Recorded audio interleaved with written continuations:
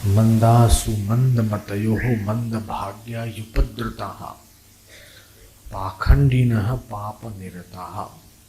कि कलयुग के लोगों का स्वभाव बड़ा विचित्र हो जाएगा। इतने दोष और दुर्गुण होने के बावजूद भी कलयुग में एक बड़ा भारी गुण है, और वो गुण है कि थोड़ा सा भगवान के नाम का जप करने से, थोड़ा सा भी भगवान के नाम का ध्यान करने से महान पुण्यों की प्राप्ति होती है। ये कलयुग का विशेष गुण है। ऋषियों में चर्चा चली कि कौन सा जपानुष्ठान, कि कौन सा व्रत, कौन सा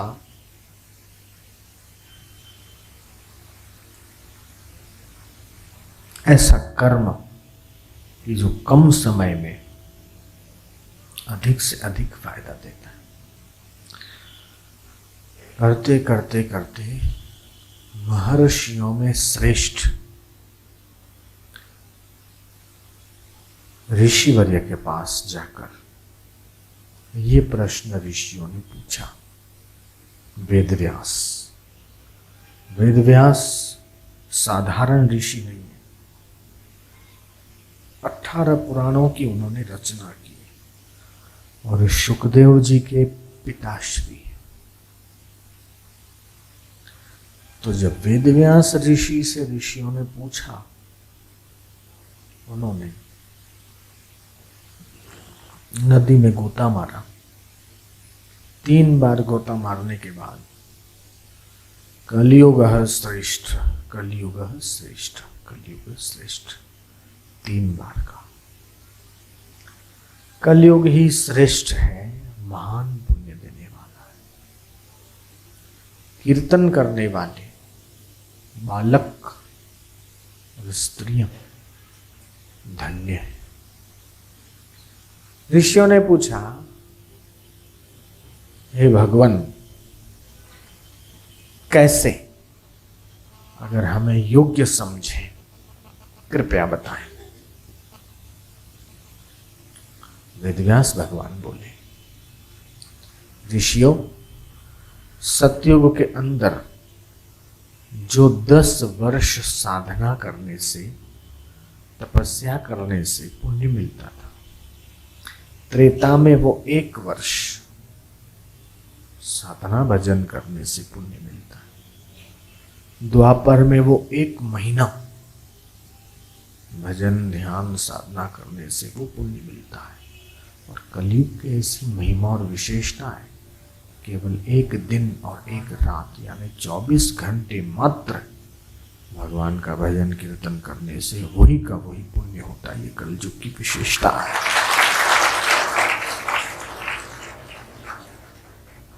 रामचरितमानस में तुलसीदास जी महाराज ने भी ये बात पुष्ट की है। कलयुग समयुग आन नहीं, जो नर कर विश्वास, गाई राम गुण गण विमल, भवतर बिनहि प्रयास। कि भगवान के नाम का गुणगान करे, कीर्तन करे। भवतर बिनहि प्रयास, कि बिना प्रयास के संसार से तर जाएगा। इतना भारी इसमें पुण्य है, इतना भारी इसमें लाभ है। यहाँ महाराष्ट्र में नागपुर है। नागपुर के पास में वड़सा नाम की जगह है। वहाँ के किसी भाई ने यह संकल्प किया था कि जब तक हमें सत्संग कार्यक्रम नहीं मिलेगा, तब तक अन्न जल का त्याग करके हम यहाँ पर पड़े रहेंगे। उत्तरायण साधना शिविर में अहमदाबाद में वहाँ के कुछ भाई लोग आए थे। बहुत उन्होंने कोशिश की, संचालकों को बोला, व्यवस्थापकों को, लेकिन शिविर की तैयारी में सब लोग व्यस्त थे। तो आखिर उसने देखा कि अब कहीं कोई रास्ता नहीं दिखाई देता, क्या करूं। उसने जैसे तैसे किसी भाई के हाथ से वो पत्र मुझे पहुंचा दिया। मुझे पहुंचा दिया तो मैंने फिर देखा कि अरे ये पत्र मेरे पास आया और इसे अगर मैं बापूजी तक नहीं पहुंचाऊंगा तो उसकी जिंदगी का सवाल है और उसके पाप का भागीदार मुझे होना पड़ेगा। तो मैंने वो पत्र बापूजी तक पहुंचाया। बापूजी ने कहा ये तो नागपुर से 250 किलोमीटर दूर है, आदिवासी क्षेत्र है, खूब गरीब लोग हैं, हम तो अभी आ नहीं सकते।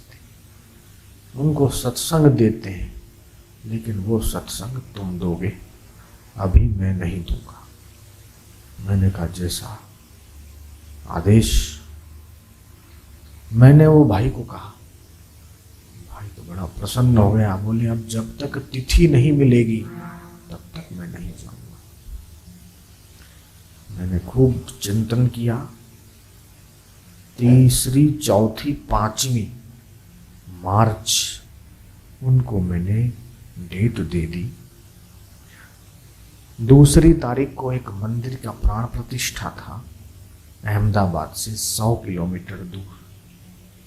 उद्घाटन करके दोपहर में 2 बजे वहां से चला, अहमदाबाद पहुंचा। अहमदाबाद से रात को बम्बई पहुंचा। 3 तारीख को बम्बई से 5 बजे चला, नागपुर पहुंचा।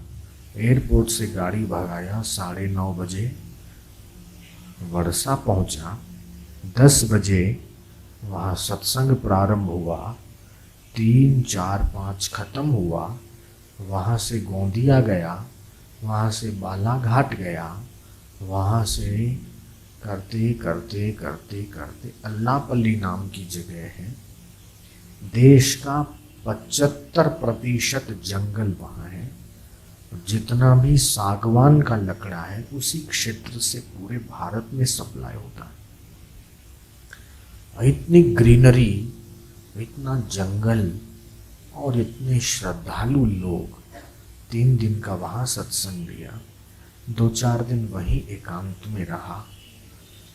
और फिर जब मैं जा रहा था, समिति वालों ने पूछा कहाँ की टिकट लाएं। मैंने कहा कहाँ कहाँ को ट्रेन है बताओ।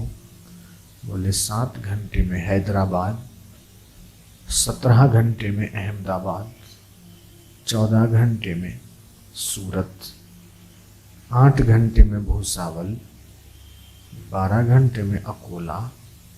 ये सब उन्होंने बताया। मैंने कहा चलो अब यहाँ तक आ गए, चलो जरा हैदराबाद चलते हैं। हैदराबाद सुबह पहुँचा, लोगों को पता चला तो आश्रम में भीड़ लग गई। मैंने कहा 4 बजे सत्संग होगा। सुबह हैदराबाद पहुंचा, शाम को सत्संग देके हैदराबाद से रात को मैं बैठा यहाँ के लिए। अनंतपुर उतर गया, वहाँ अपने ढंग से मैं 2-4 दिन वहाँ भजन ध्यान एकांत में रहे। फिर मैंने कहा जब यहाँ तक आ गए चलो बेंगलोर वालों को सलाम करते।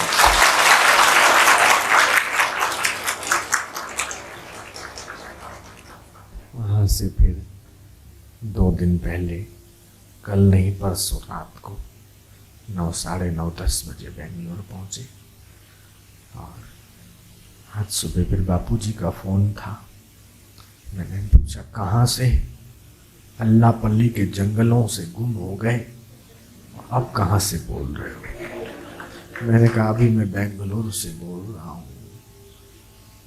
बोले अच्छा किया, भला किया। मैंने कहा सत्संग है। बापूजी प्रसन्न हुए। और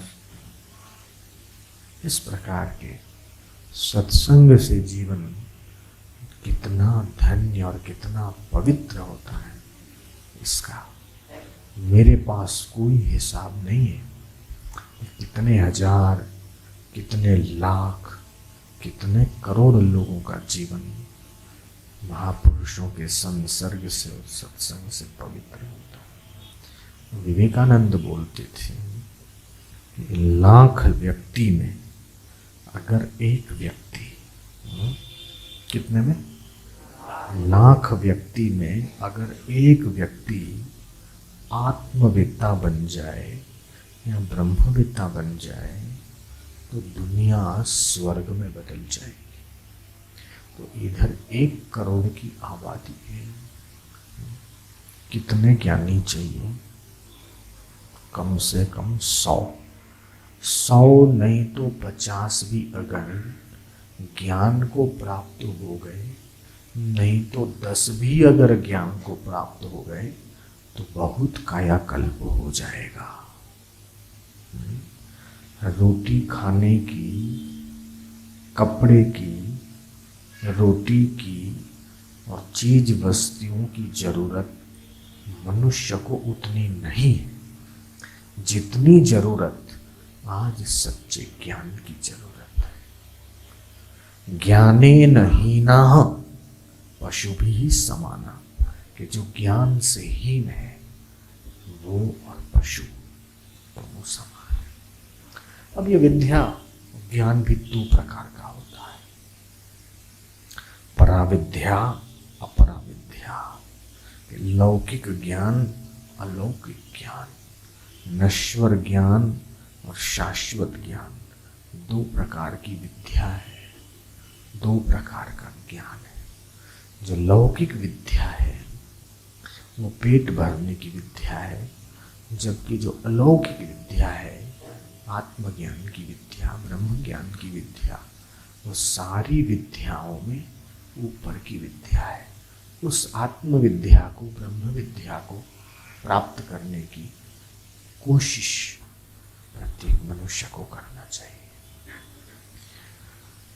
जब तक नहीं मिलेगी तब तक जीवन से दुखों का आत्यंतिक अभाव और परमानंद की प्राप्ति ये नहीं हो सकेगी।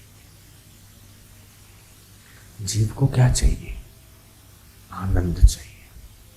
किसी भी जाति का हो, किसी भी धर्म का हो, किसी भी संप्रदाय का हो, किसी भी मत का हो, मजहब का हो, लेकिन वो शांति चाहता है और आनंद चाहता है। जब उसे शांति और आनंद भीतर नहीं मिलता है तब वो उसके लिए बाहर भटकता है, कुछ करके चीज वस्तुओं में ढूंढता है, रुपयों में, पैसों में, गहनों में ढूंढता है। लेकिन उसमें अगर शांति होती या आनंद होता तो मिल जाना चाहिए या टिक जाना चाहिए। तो शांति और आनंद भीतर की वस्तु है।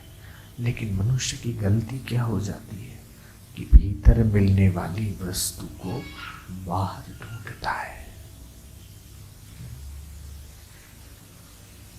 साइंटिस्टों ने, वैज्ञानिकों ने एक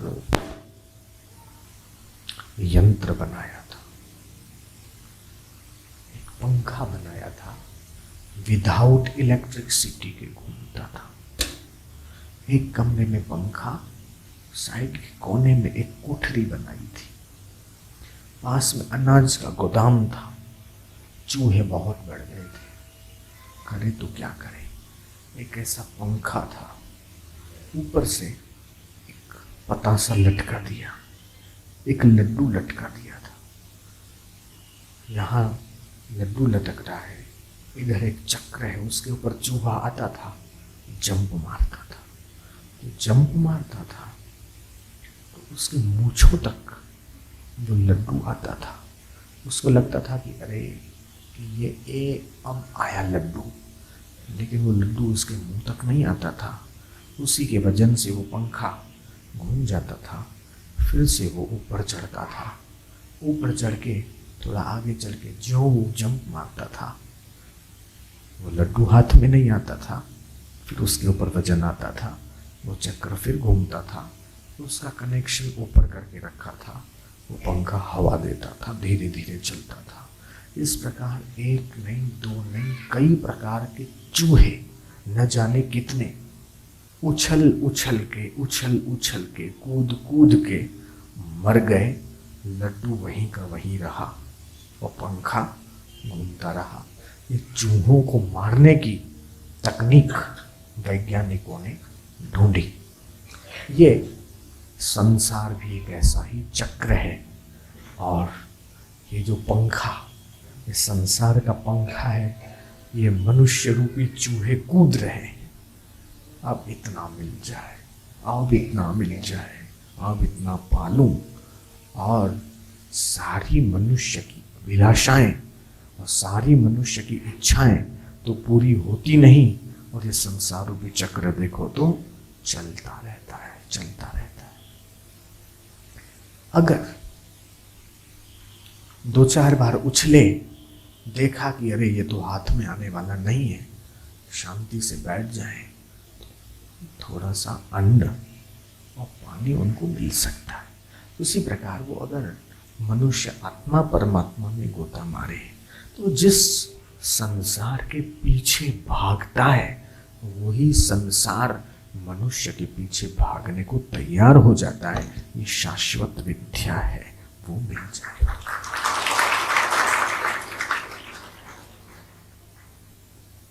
जहां जिसके लिए संसारी लोग सर पटकते हैं, परमात्मा के आशिक वहां कदम रखते हैं। जो भी संसार का सामग्री है या जो भी संसार की वस्तुएं, मनुष्य समझता है कि ये जब तक नहीं मिलेगा तब तक मुझे चैन नहीं। और मनुष्य अपने आप को संसार के लिए बना हुआ समझता है। मुझे ये भी चाहिए, मुझे ये भी चाहिए, मुझे ये भी चाहिए, ये भी चाहिए। लेकिन वो इस बात को भूल जाता है कि पूरा संसार मनुष्य के लिए पैदा हुआ है। जैसे माइक है, तो इसका ये मेरे लिए, मैं इसके लिए पैदा नहीं हुआ हूँ, या आप लोग इसके लिए पैदा नहीं हुए, जबकि ये मनुष्य के लिए बना है, हम लोगों के लिए बना है। ऐसे ही मकान है, विद्युत है, उपकरण है, अनाज है, सारा का सारा मनुष्य के लिए पैदा हुआ है, मनुष्य के लिए बना है। लेकिन मनुष्य की गलती हो जाती है कि वो इसके पीछे भागकर अपनी कीमत को वो घटा देता। इसकी चीज अगर मैं 200 रुपया रखता हूं तो 250 कोई नहीं देगा, 250 देगा, लेकिन 250 कोई नहीं देगा। ये तो एक चीज है, तुम अपने आप की कीमत क्या रखते हो? ये प्रश्न। ईश्वर अंश जीव अविनाशी, चेतन अजर अमर सहज सुख राशि। कि जीव का स्वरूप सुख राशि है, वो अजर है, अमर है। कोई कहता है मैं हिंदू हूँ, बोले मैं मुसलमान हूँ, मैं ईसाई हूँ, मैं बौद्ध हूँ। इस प्रकार अलग अलग अलग अलग अपने को जाति वाला, पंथ वाला, धर्म वाला, संप्रदाय वाला, मजहब वाला मानता है। लेकिन हकीकत ये है, अब जो है मनुष्य की सृष्टि और मनुष्य के सिद्धांत, उससे कहीं ज़्यादा है ईश्वरीय सिद्धांत। तो ईश्वरीय सिद्धांत पर हम उतना गौर नहीं करते, उतना ध्यान नहीं देते, जितना मनुष्य के बनाए हुए सिद्धांतों पर ध्यान देते। इसलिए मनुष्य के बनाए हुए सिद्धांत अपने ढंग के होते हैं, उसमें गलती हो सकती है, लेकिन परमात्मा का बनाया हुआ सिद्धांत कभी गलत नहीं हो सकता है। तो परमात्मा की बनाए हुए नियम, जो परमात्मा कहते हैं, जो कृष्ण बोलते हैं, राम बोलते हैं, किंचित मात्र भी मिल नहीं सकती। उस विश्रांति का भ्रम हो सकता है, मिसअंडरस्टैंडिंग हो सकती है, गलतफहमी हो सकती है, लेकिन बिना परमात्मा के भजन के जीवन लह विश्राम, जीव परम विश्रांति को प्राप्त नहीं करता। तो एक योग है जीवात्मा को परमात्मा से मिलाने का। आयुर्वेद कहता है कि 2 औषधियों को मिला दो, अश्वगंधा, गोखरू, रसायन। अश्वगंधा, गोखरू,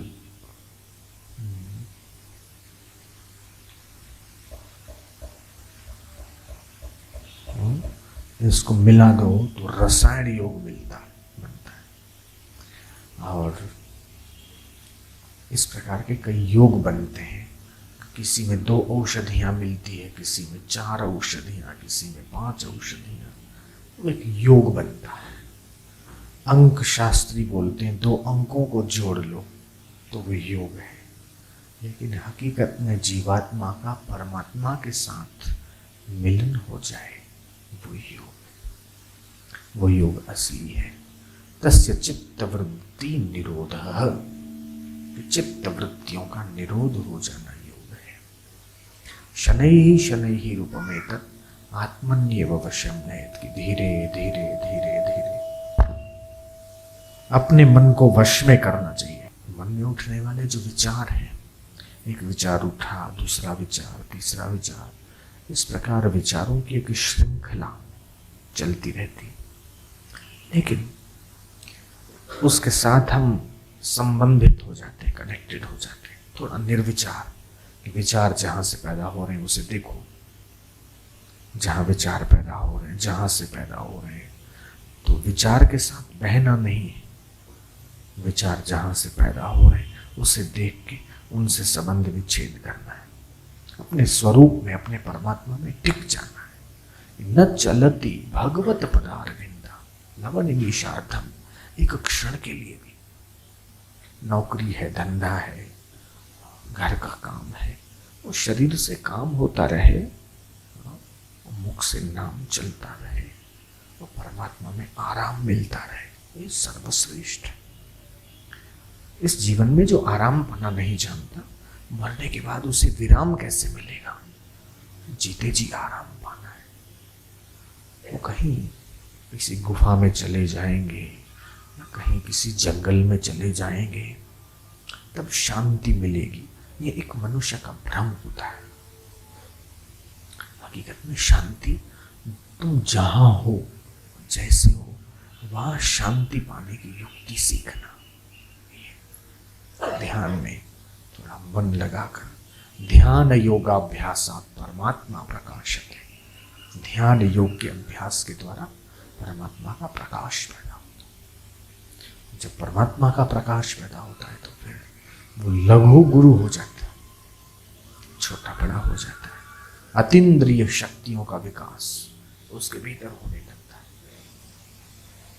तो इतनी सारी संभावनाएं मनुष्य के भीतर भरी पड़ी है कि उसे ही पता नहीं लगता कि कितनी संभावना है, कितनी संभावना है। बहुत शक्ति है परमात्मा की, बहुत शक्ति है।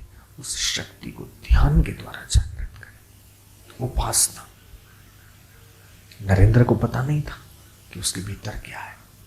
रामकृष्ण ने देखा कि वो असाधारण है। अब थे तो साधारण, लेकिन रामकृष्ण की नजर में वो असाधारण दिखने लगे। शक्ति मिल गई तो विश्व को हिलाने वाले महापुरुष बन गए। ऐसे मीराबाई सुलभा 16 वर्ष की थी मात्र, और आध्यात्मिक शक्ति उसकी विकसित हुई। राजा जनक के दरबार में जाकर उसने प्रश्न किया तो सितारों से जहां कुछ और भी है, विश्व के इम्तिहान कुछ और भी है। कईयों ने पाया है, कईयों ने समझा है, तो तुम भी समझ सकते हो, तुम भी पा सकते हो। कई लोग पहुंचे हैं। तो इस जीवन के रहते जीवन दाता मिल जाना चाहिए। मरने के बाद तो सब लोग जाते हैं, वो मरने के बाद कहाँ जाएंगे, कैसे जाएंगे, वो तो खैर तो बाद की बात है। लेकिन हमारा आनंद, हमारी मुक्ति हमें यहीं और इसी जन्म में मिलनी चाहिए। ये विद्या है राजविद्या। मुआ पचीनो वायदो नकाम, मर जाने के बाद क्या है? कुछ लोग बोलते हैं कि तुम हमारे गुरुजी हैं, उनसे दीक्षा ले लीजिए। तब हमारे गुरुजी तुमको मरने के बाद कंधे पे उठा के वो सच्चिखंड में ले जाएंगे। तुम्हारे गुरुजी की क्या उम्र है? हमारे गुरुजी की उम्र 85 वर्ष की है। हमारी उम्र तो भाई 22 साल की है। तो जब तुम्हारे गुरुजी की उम्र 25 साल की है, हमारी उम्र 22 साल की है, तो हम तो भाई लंबा जिएंगे। और आपके जो गुरु जी हैं वो तो कुछ वर्ष जिएंगे, तो उनके कंधे नहीं रहेंगे तो वो हमें कैसे ले जाएंगे ऊपर। एक मान्यता है कि हमारे गुरु जी कंधे पर बिठा कर ले जाएंगे। अब कंधे तो यहीं रह जाते हैं, आज तक किसी का कंधा गया हो ऊपर ऐसा मैंने तो नहीं सुना है, न देखा है। वो कंधे शरीर के होते हैं, आत्मा का कोई कंधा होता है। तो शिष्य ऐसे गुरु से दीक्षा ले, ऐसे गुरु के साथ अपना नाता जोड़े, उसका शिष्यत्व मिट जाए, सत शिष्य बन जाए। सत शिष्य भी उसके अंदर गुरुत्व जग जाए, महानता जग जाए। कान में फूंक दिया, मंत्र दे दिया, ऐसे तो निषिद्ध गुरु है। बहुत प्रकार के गुरुओं का वर्णन आता है। गुरु गीता जिन्होंने पढ़ी है उनको सब पता है। कारणाक्य गुरु है, लौकिक गुरु है, सूचक गुरु है, जिससे हम ABCD पढ़े हैं वो भी गुरु है। 1 2 3 4, ये कौवा है, ये बिल्ली है, ये सिखाने वाले प्राथमिक गुरु है। सबसे पहले माँ भी एक गुरु है। प्रथमा माता गुरु, कि प्रथम गुरु तो बालक की माँ होती है, उसके बाद दूसरे गुरु होते हैं। लेकिन ये सब गुरु हैं, ठीक है, उनसे कोई दीक्षा गुरु होते हैं, कोई पीले कपड़े की दीक्षा देते हैं, लाल कपड़े की दीक्षा देते हैं, सन्यास की दीक्षा देते हैं, वैराग्य की दीक्षा देते हैं, इस प्रकार है। लेकिन सतगुरु जो है वो सबसे ऊपर है। भय मिट जाए, हमारा संशय हट जाए, शोक हट जाए, जन्म मृत्यु का बंधन हट जाए, ये मूल चीज, मूल बात। तो ऐसे सतगुरु, नानक सतगुरु भेटिया मैल जन्म जन्म दे लगते। जन्म जन्मांतरों का जो मैल पड़ा है चित्त में, किसी के प्रति राग है, किसी के प्रति द्वेष है, कभी कभी अचानक ऐसे ऐसे बड़े बड़े लोग आते मेरे पास, मैं देखा है किसी वस्तु की कमी नहीं है, लेकिन नींद नहीं आती है, टेबलेट लेनी पड़ती है, कैप्सूल लेने पड़ते हैं, उसके बाद नींद आती है। तो ये क्या जीवन है। बाहर से 2-2 4-4 गाड़ियां, मोटरें, नौकरों चाकरों की कोई कमी नहीं है, फिर भी एक अशांति की आग भीतर जल रही है। सिगरेट तू मुझे सुख दे, गुटखा मुझे तू सुख दे, सुख के लिए कितने कितने प्रयत्न करते हैं। सांप है और सांप ने मेढक पकड़ा, मेढक देखता है कि आगे से मच्छर गुजर रहा है, तो सांप ने जो मेढक पकड़ा वो आधा तो मुंह में है, आधा बाहर है। बस अब निकलूं कि तब निकलूं, किसी भी वक्त वो सांप ने पकड़ा हुआ मेढक, सांप किसी भी वक्त निगल सकता है। मेढक और कोई नहीं तो सांप भी और कोई नहीं। ये सांप यही मृत्यु है, मेढक यही मनुष्य है।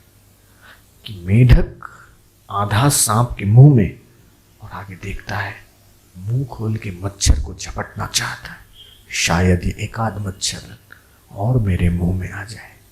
इसे मनुष्य समझता है कि अब इतना पूरा हो जाए, अब बस इतना कर लूं, इतना पालूं, इतना भोग लूं। काहे के लिए मनुष्य जन्म मिला है भूल जाता है। आज तक का इकट्ठा किया हुआ 3 चीजें सामने हैं, एक धन, एक वस्तु और एक टाइम।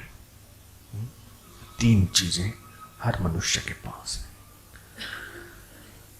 कि टाइम देकर तो पैसा कमा सकता है, टाइम देकर मकान बना सकता है, टाइम देकर वो वस्तु इकट्ठी कर सकता है, टाइम देकर अपने अपने रिलेशन बढ़ा सकता है।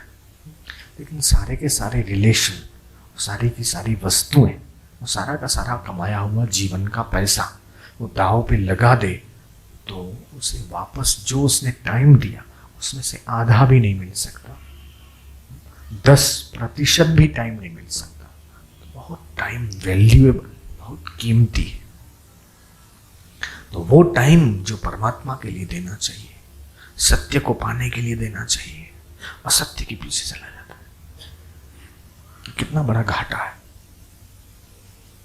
कि जिस लिए जीवन मिला था वो न करके मरने मिटने छूटने वाली वस्तुओं को और संबंधों को बनाने के लिए अपने जीवन का अधिकतर टाइम लगाना एक बहुत बड़ी नादानी। थोड़ा सा गौर करके, विवेक करके अगर हम शांति से थोड़ा सा चिंतन करें तो हमें पता चलेगा कि मनुष्य की आवश्यकता तो बहुत कम है। 3 मीटर कपड़ा, 2 मुट्ठी अनाज, उसी के लिए हमारा जीवन क्या समर्पित हो गया। बहुत आश्चर्य लगता है। मनुष्य की आवश्यकता क्या है? उसे खाने को कितना चाहिए और पहनने को कितना चाहिए। उसी खाने पीने और पहनने में, खाने पीने और पहनने में मनुष्य ने अपनी सारी योग्यताएं उसी के पीछे लगा। बहुत बहुत आश्चर्य होता है। हाँ, परिवार है तो परिवार का पालन पोषण करना एक धर्म है, कर्तव्य है, लेकिन इसका मतलब ये नहीं है कि पूरा जीवन ही इसी के पीछे लगा दो। 10%, 20%, 25%, 40% लगाओ, आधा लगा दो, लेकिन आधा परमार्थ के लिए लगे, अपने आप को जानने के लिए। हु इज आई, मैं कौन हूं? अपने आप से पूछना चाहिए, मैं कौन, मैं कौन, मैं कहां से आया हूं, मुझे क्या करना चाहिए और मैं क्या कर रहा हूं। ऐसा अपने आप से जब प्रश्न पूछेंगे, जवाब भी अंदर से आएगा। क्योंकि परमात्मा ऐसी कोई तो जगह है ही नहीं कि जहां परमात्मा नहीं। जर्रे जर्रे में, रोम रोम में, कण कण में, तो जब सर्वत्र है तो हमारे अंदर भी तो है। लेकिन थोड़ा शांत होंगे, गहराई में उतरेंगे, उसका आवाज आएगा, अंतर प्रेरणा होगी, स्फुरण होगा। कौन हूं, कहां से आया हूं, मुझे क्या करना चाहिए, हम क्या कर रहे हैं, किसके पीछे जा रहे हैं, क्या कर रहे हैं। जब तक विवेक ऐसा नहीं होता तब तक एक अधूरापन रहता है। मनुष्य जीवन है सबसे मुक्त होने के लिए, सबसे मुक्त हो जाओ, सबसे पार उसके लिए मिला है, और उसके लिए ध्यान नहीं देते, फिर से अटक जाते।